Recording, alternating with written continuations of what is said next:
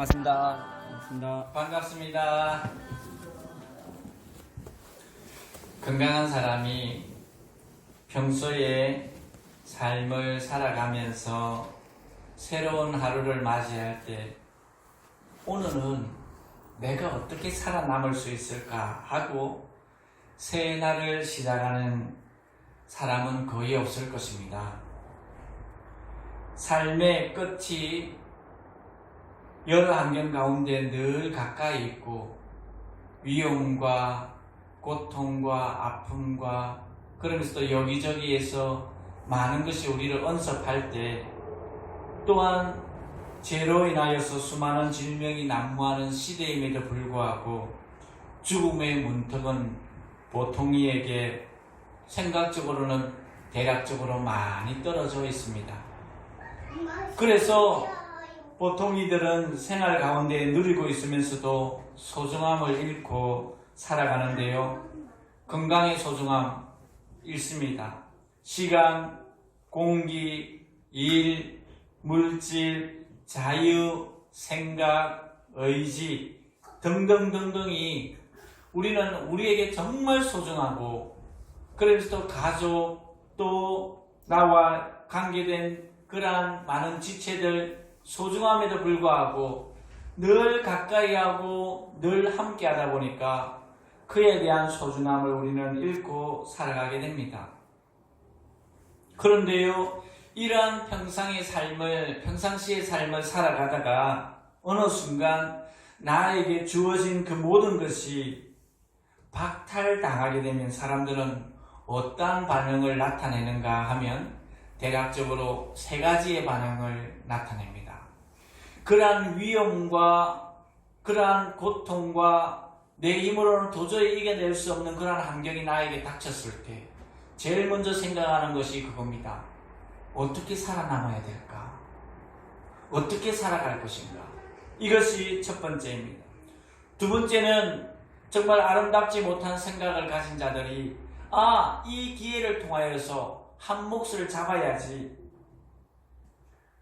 세 번째는 이러한 환경이 주어졌음에도 불구하고 그 환경 가운데서도 지난날 삶을 초지일간 살아왔던 참다운 뜻을 향해 꿈과 비전과 미래를 향해 묵묵히 걸어가고자 하는 부류가 세 번째 부류더라라는 것입니다.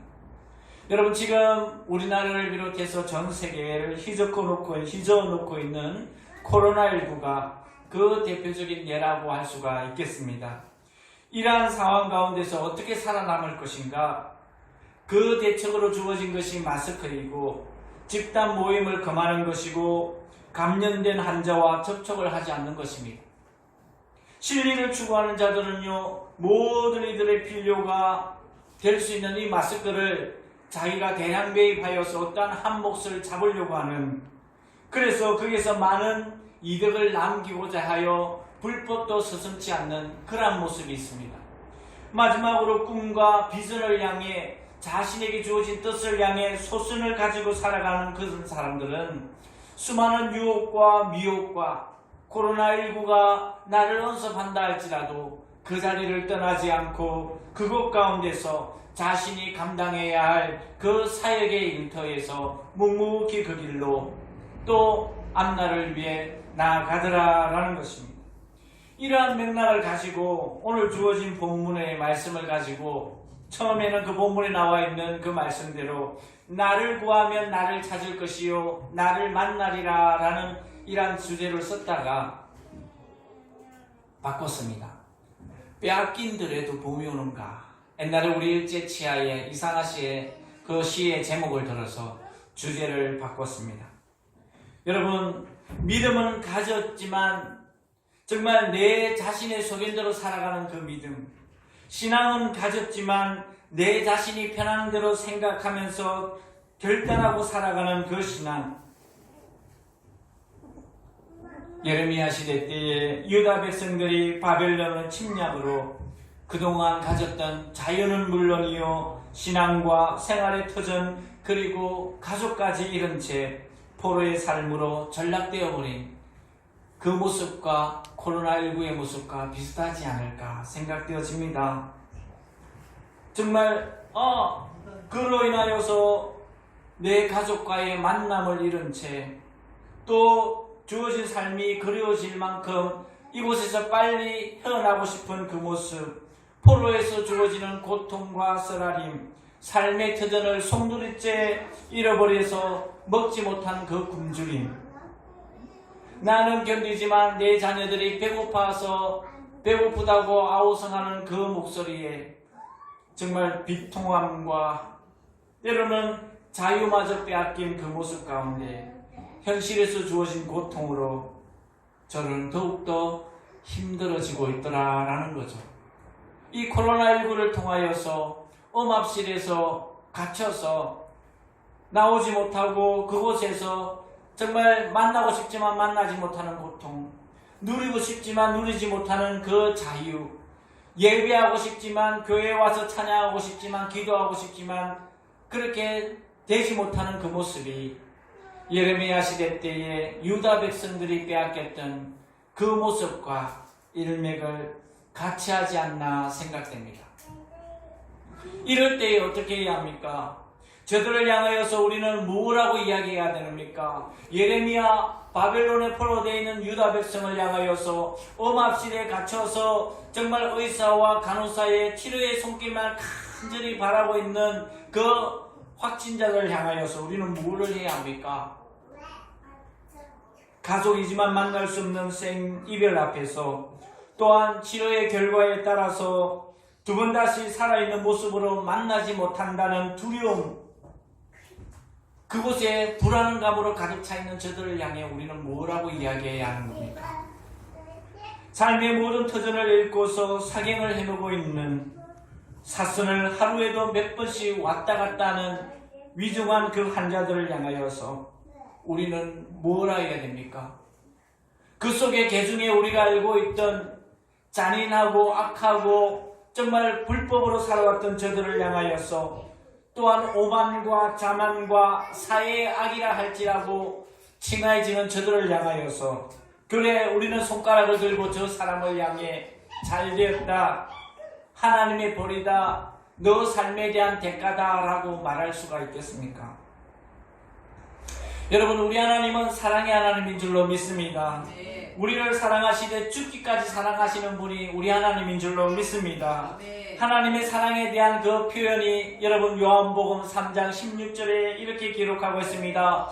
하나님이 세상을 이처럼 사랑하사 독생자를 주셨으니 이는 그를 믿는 자마다 멸망치 않고 영생을 얻게 하려 하심이라. 여러분, 로마서 5장 8절에도 그 사랑을 우리에게 이야기하고 있습니다. 우리가 아직 죄인 되었을 때 그리스도께서 우리를 위하여 죽으심으로 하나님께서 우리에 대한 사랑을 확증하셨느니라. 아멘. 여러분, 이 두 구절의 말씀을 볼 때 하나님의 사랑은 우리를 위해 아끼지 않습니다. 하나님의 사랑은 우리에게 모든 것을 내어주십니다. 또한 하나님의 사랑은 죄인인 우리를 이해하시고 용납해 주시고 그 사랑의 확증은 자신이 죽음으로 우리에게 베풀고 있더라라는 것입니다. 오늘 본문에서도 마찬가지입니다. 주님은 바벨론에게 포로된 당신의 자녀들을 향하여서 어떻게 살아갈까 할 방법을 일러주고 있습니다. 비록 포로된 내 땅이 아닌 이방의 땅, 자유가 주어지지 않고 마음껏 누릴 수 있는, 먹을 수 있는 그러한 것이 없다 할지라도 그곳에서 무엇을 하라고 하십니까?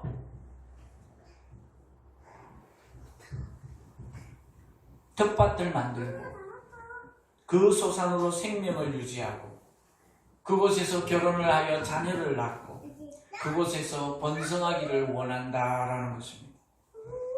자신의 삶의 평안을 위하여서 이방의 성읍을 향하여서 중보하라 라고 이야기하는 것입니다. 그 중보로 말미암아 너희들이 평안의 삶을 살게 될 거야 라고 이야기하는 것입니다. 그러기에 지금도 음압실에서 한시라도 빨리 치료되기를 원하는 저 확진자들은 분명 하나님께 기도하고 있을 것이고 분명 의사를 통하여서 자신들이 다시금 치료되기를 바라고 있을 것입니다. 우리도 마찬가지입니다. 저들이 때로는 우리에게 위해를 가했고, 때로는 우리를 힘들게 했고, 때로는 우리를 질병으로 떨어지게 했다 할지라도, 절망으로 떨어지게 했다 할지라도, 유다 백성이 자신의 평안을 위해, 이방 성읍을 위해 기도로 중보하였던 것처럼 우리는 저들뿐만 아니라 만나지 못하고 애타게 기다리는 가족들을 위하여서 기도해야 되는 줄로 믿습니다.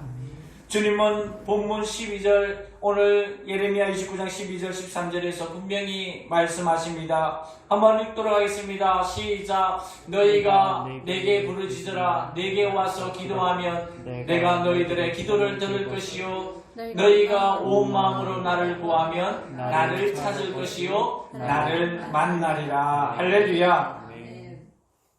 이것은 하나님께서 포로로 잡혀간 유다 백성들을 영원히 버리신다라는 것이 아닙니다. 하나님께서 유다 백성들을 바벨론의 포로로 잡히게 가게 하신 것은 그들이 당신을 배반하고, 그들이 하나님을 뒤로하고, 그들의 생각과 사고와 서두에 이야기했던 자신의 옳은 소견대로 믿음과 신앙을 가진 결과다라고 주님은 이야기하고 있는 것입니다. 하지만 하나님께서는 그 자기의 백성들을 상태가 어떠하든지 한번 자기의 백성으로 택하신 저들을 향하여서는 결코 변함이 없는 줄로 믿습니다. 영원히 사랑하는 줄로 믿습니다. 단지 내 백성이 정도의 길, 내가 원하는 삶, 내가 바라는 그 비전의 그 방향으로 올바로 걸어가지 못함을 통하여서 때로는 회초리를 들고, 때로는 채찍을 들고, 때로는 징계하고자 그러한 모습으로 그 자신의 백성들에게 나타날 뿐이다라는 겁니다. 그 하나님의 이러한 은혜로운 면모는 선민의 역사 가운데 여러 가지 실제적인 사건들로 성경은 많이 기록되어 있지만 가장 단적으로 신뢰를 들 수 있는 그분이 누구냐면은 므낫세 왕입니다. 므낫세 왕입니다. 우시야, 요담, 아하스, 히스기야 밑에 므낫세 아닙니까? 므낫세. 여러분, 므낫세는 어떤 사람입니까? 그는 그야말로 선민 역사상 가운데 유다 백성, 유다 왕 11 가운데 20왕 가운데 가장 악한 왕이었습니다. 그 악함에도 불구하고 55년이라는 가장 긴 시간 동안 정치를 했던 왕이 므낫세였습니다. 그 기간 동안 범죄만을 자행하고 우상 숭배하기를 열심히 했던 므낫세 왕의 그 모습은 열왕기하 23장 25절 27절을 보면 대략적으로 알 수가 있습니다. 우리가 그 말씀을 한번 보도록 하겠습니다. 열왕기하 23장 25절에서 27절 말씀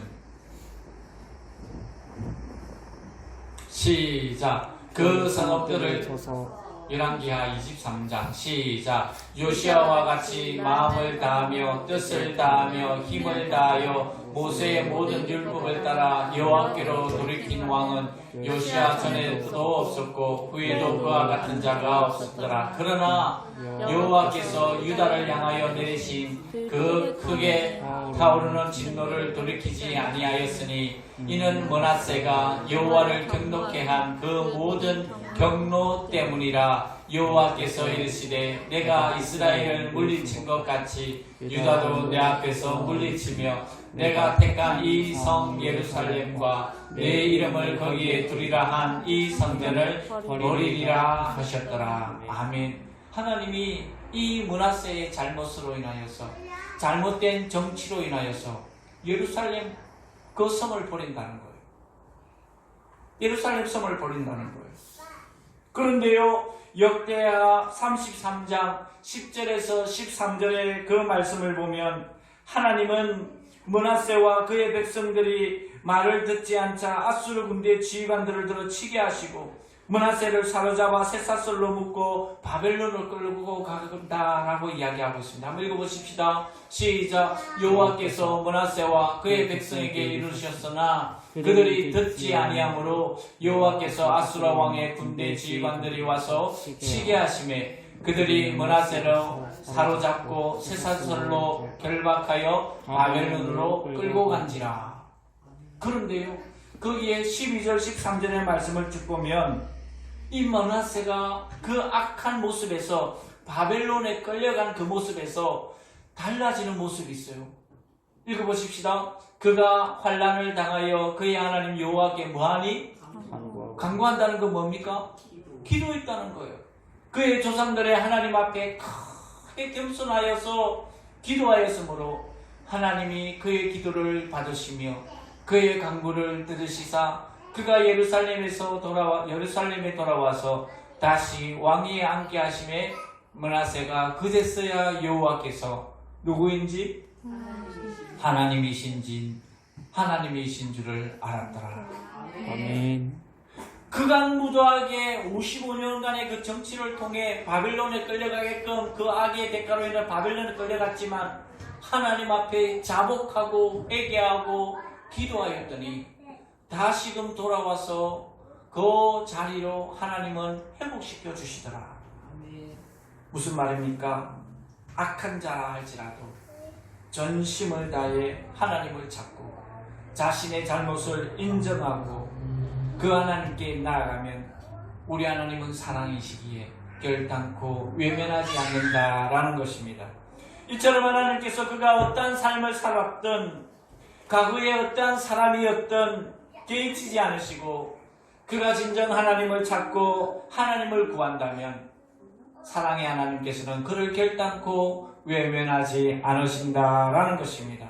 실로 하나님께서는 당신의 백성들이 죄를 고집할 때는 진노하시고 징계하지만 당신의 백성들이 그 죄를 깨닫고 주님 앞에 무릎 꿇고 회개한다면 주님은 모든 것을 뒤로하고 잊으시고 그것에 감사하고 그 기도를 들으시는 그 하나님인 줄로 믿습니다.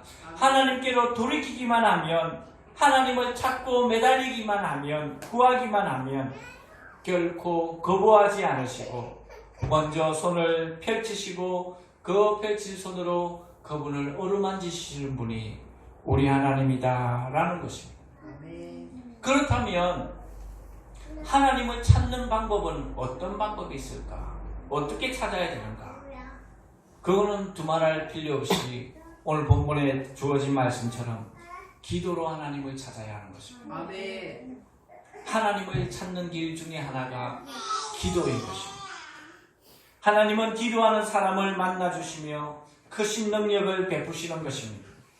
야고보서 4장 2절에 말씀하시기를 너희가 얻지 못하면 구하지 아니하며 구하여도 받지 못하면 너희의 정욕을 위하여서 구하였기 때문이다 라고 이야기합니다. 여러분, 예레미야 33장 3절 우리 이전에 말씀을 했습니다. 너는 내게 와 부르짖으라 내가 네게 응답하겠고 네가 알지 못하는 크고 은밀한 일을 네게 보이리라.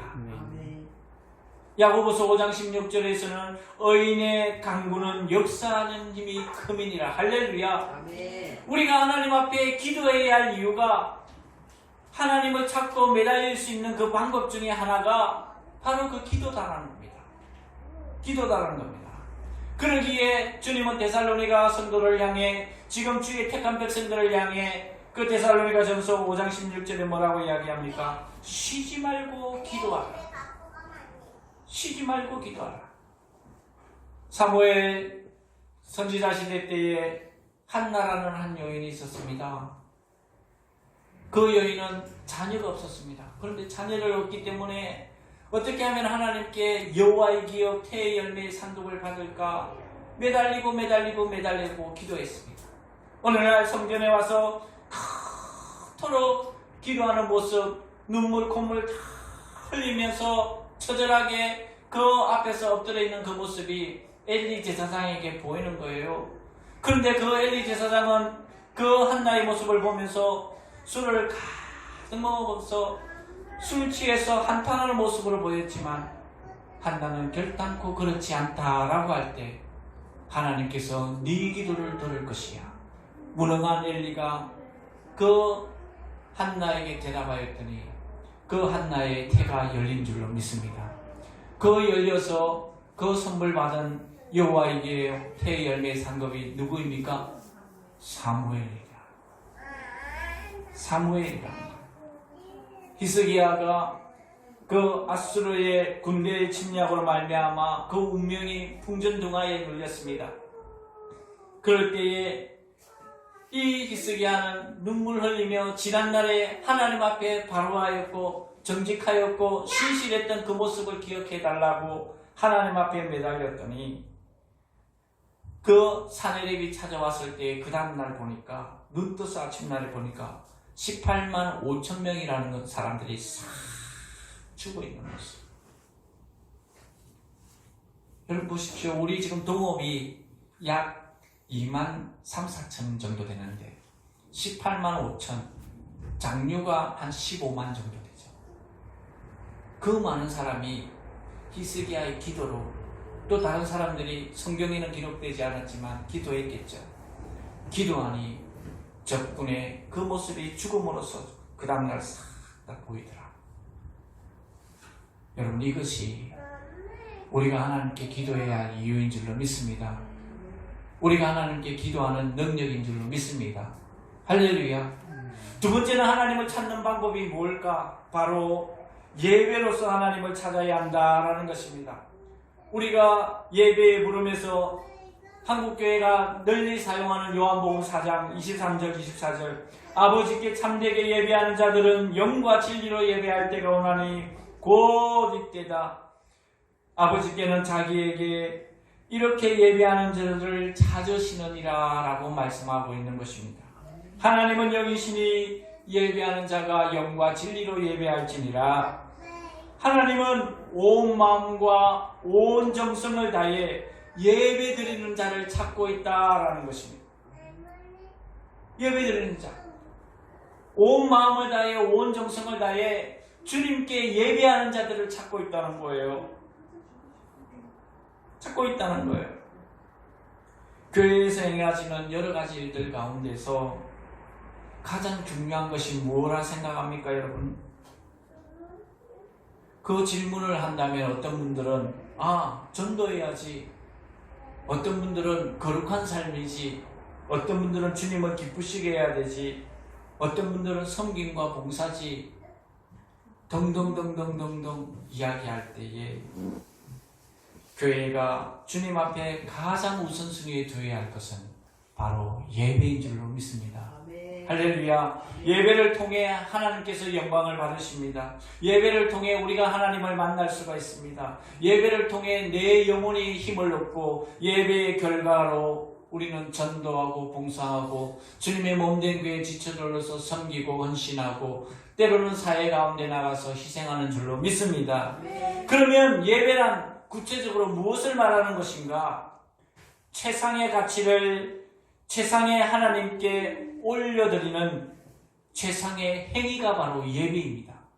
이것을 우리 주보의 강구에 가끔씩 신학적으로 표현을 하는데, 피조된 우리 인간들이 보이지는 않지만 살아계시고 이 우주 만물을 다스리고 섭리하시고 통치하시는 성삼위 하나님께 가장 영화롭게 해드리는 그 행위가 예배다라는 것입니다. 그러하기에 참된 예배자는 진실한 마음에서 정말 우러나오는 그러한 마음으로 주님께 예배합니다. 참된 예배자는 겸손하게 고백하고 하나님께 기도합니다. 참된 예배자는 믿음으로 하나님께 매달립니다. 참된 예배자는 성경을 중요시 여기고 성경 읽기를 잊지 않습니다. 참된 예배자는 주님 앞에 나올 때에 빈손으로 나오지 않습니다. 하나님과의 이러한 교제가 원활할 때 하나님이 주시는 그 마음의 만족함과 삶의 지혜가 우리에게 이 예배를 통해서 넘쳐나고 그 힘을 가지고 죄악된 세상 가운데 나가서 또 한 주간도 승리하게 된다라는 것입니다. 신구약 전체 성경에 흐르는 그 핵심의 주제는 하나님의 백성들이 하나님을 예배하는 사람으로 살아가는 존재이다라는 것을 우리에게 다시금 보여주는 것이다. 이것이 하나님께 예배하는 목적이고 그를 영화롭게 하는 것이고, 인간의 창조의 목적이요 인간만이 가지고 하나님의 백성만이 누릴 수 있는 특권이 바로 이 예배인 것입니다. 여러분, 예배의 소중함을 아시기를 바랍니다. 아멘. 최상의 가치, 최상의 하나님께 올려드리는 우리 인간의 최상의 행위가 예배다라는 것을 알고, 하나님은 지금도 이렇게 예배하는 한 사람을 찾고 있습니다. 누구야?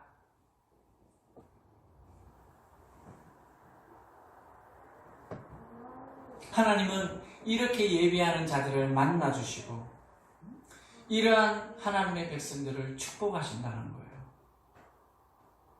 축복하신다는 거예요. 그래서 그 예배의 의미를 분명하게 깨달았던 그 영국의 명재상 그레드스턴, 이거를 제가 인터넷에 발견했는데요. 이분이 이런 말을 하셨어요. 나에게는 예배석이 대영제국의 수상석보다 더 존귀하다. 아멘. 여러분, 좀 의미 있지 않습니까? 우리는 과연 이러한 마음으로 예배를 드리고 있을까?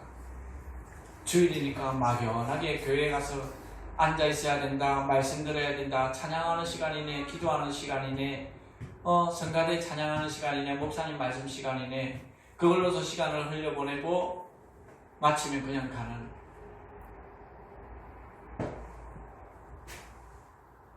우리 주님은 그 복음서에서 분명히 말씀하셨습니다. 하나님의 백성들은 두 주인을 섬길 수가 없다. 아멘. 세상과 하나님을 동시에 섬길 수 없다라는 것입니다. 그것은 뭐냐면은 주님을 섬기는 자는 세상을 섬기는 것이 불가능하다. 세상을 섬기는 자는 주님을 섬기는 것이 불가능하다. 우리가 세상과 하나님 둘 다 누리고 싶어 한다면 우리는 하나님을 잡고 있는 것 같지만 실상 우리는 세상을 잡고 있는 것과 동일하다. 양쪽에 걸치려 있는 사람은 필연적으로 결정적인 순간에는 하나님을 선택하는 것이 아니라 세상을 선택하고 물질을 선택하고 사람을 찾게 된다.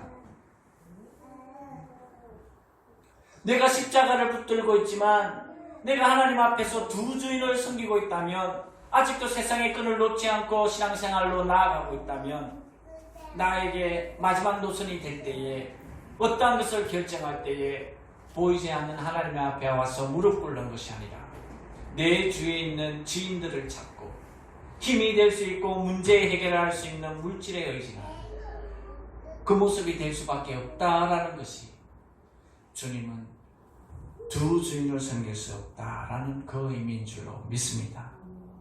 여러분, 성도와 불신자의 차이가 어디에 있습니까? 그것은 예배를 드리는 것과 예배를 드리지 않는 차이인 줄로 믿습니다. 참 성도와 참 성도가 되지 못하는 차이가 어디에 있습니까? 예배를 중히 여기는 것과 예배를 경히 여기는 차이에 있는 줄로 믿습니다. 복받는 자와 그렇지 못한 자의 차이가 어디에 있습니까? 따라합시다. 그것은 예배의 차이다. 예배의 차이다. 할렐루야. 아멘. 여러분, 예배를 소중하시게 소중히 여기시기를 바랍니다. 네. 예배는 하나님을 만나는 첩경입니다. 예배를 소홀히 여기는 것은 하나님을 소홀히 여기는 것입니다. 예배에 대한 인식은 곧 내 믿음에 대한 하나님에 대한 인식입니다. 예배에 대한 태도는 내가 하나님께 신앙생활한다는 하나님에 대한 내 신앙의 태도인 것입니다. 하나님은 이러한 마음과 믿음과 신앙을 가지고 지금도 예배하는, 보이지는 않지만 자정하셔서 그 예배를 받으시고 그러한 자를 찾고 있다라는 것입니다. 여러분, 서두에 언급했습니다. 환난이 당할 때에 나타나는 세 가지, 어떻게 살아남을 것인가, 이 기회로 어떠한 한몫을 챙길 것인가, 이러한 모습임에도 환경임에도 불구하고 나는 어떠한 지난날 살아왔던 그 뜻을 향해 묵묵히 걸어갈 것인가.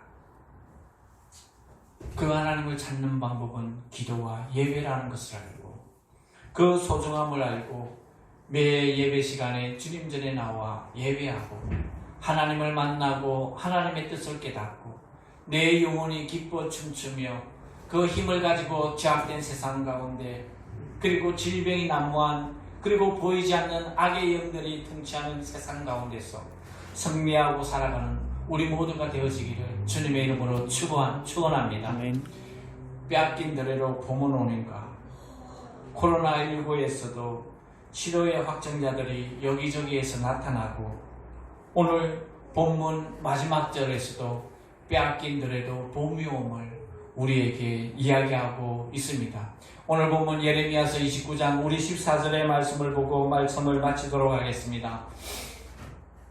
시작. 이것은 여호와의 말씀이니라. 나는 너희들을 만날 것이며 너희들을 포로된 중에서 다시 돌아오게 하되 내가 쫓아 보내었던 나라들과 모든 곳에서 모아 사로잡혀 떠났던 그곳으로 돌아오게 하리라. 이것은 여호와의 말씀이니라. 할렐루야. 아멘. 빼앗긴 들에도 봄은 오는 줄로 믿습니다. 아멘. 기도하겠습니다. 하나님 아버지,